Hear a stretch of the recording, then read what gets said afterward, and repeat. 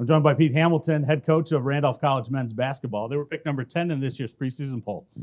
Coach, last year, winning a first-round game, getting to the quarterfinals of the ODAC tournament. Talk a little bit about that experience from that squad last year that's leading into this year and how it's kind of molding your new team. Yeah, I mean, I think that was a high note towards the end of the year. Last year started rough for us, and we were able to play well to end the season. We want to build on that. You know, it's okay. We want to make it to Salem, but now this is where this should be the standard. And our season, we don't want it to end before that. And now trying to build on that. So we've got some guys coming back that could experience that and feel an ODAC win, then feel an ODAC tournament loss in Salem, and realize, okay, we're still climbing. And so I think our guys are excited. You've got a solid mix of guys that can help you on that climb this year. A couple guys to replace, including an all-conference guy last year, but a solid set that's back. Talk a little bit about your returners and who you expect to be your leaders this season. Yeah, I mean, we lose Reed, who wasn't an all-conference guy, but definitely a heartbeat guy, and then Ryan Fields, who was an all-conference guy. Unfortunately, those guys missed a combined 17 games last year. And while we didn't plan on it, we kind of had to play some more guys in different roles last year. And you know, Sammy Hooper comes back as a senior that stepped in well for us last year as a transfer. Brian Smith has grown from his time as a freshman to now as a junior has been tremendous. His growth that he's taken on. We'll lean on those guys heavily. Two sophomores that we're expecting a lot of, Elijah Ford and Justin Dula. Justin, unfortunately, was sick, injured, all of the above last year a little bit, so maybe didn't see him as much. But we've got some guys that we're going to lean on in a leadership standpoint that aren't necessarily seniors, all of them, but they know right and wrong, and they know good and bad, and they've been a good vocal voice for us so far.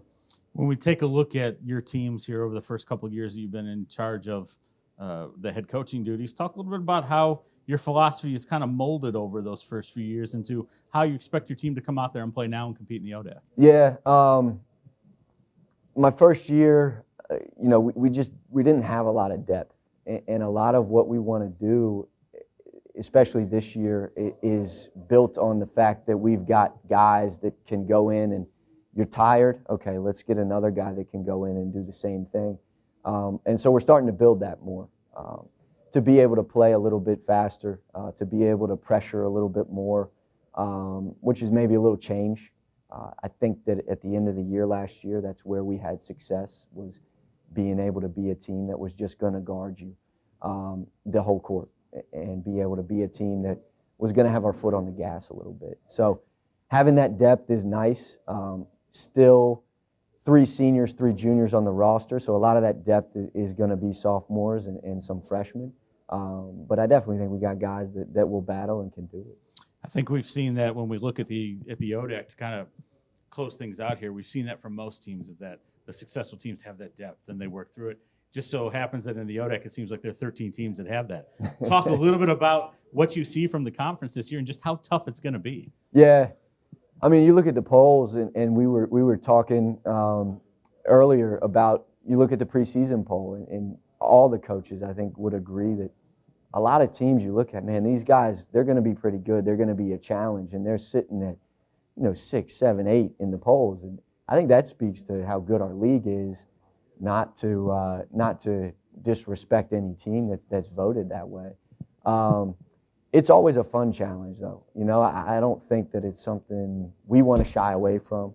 I think it's something our players enjoy. We talk a lot about, let's embrace the fact that it's going to be a fight, and it's not going to be easy. And you don't want to talk about the days that are easy. The days you brag about are the days that are hard. That's what our league is every night, and so we're excited to get it going. Coach, I want to thank you for joining me today. Good luck this season. Thanks.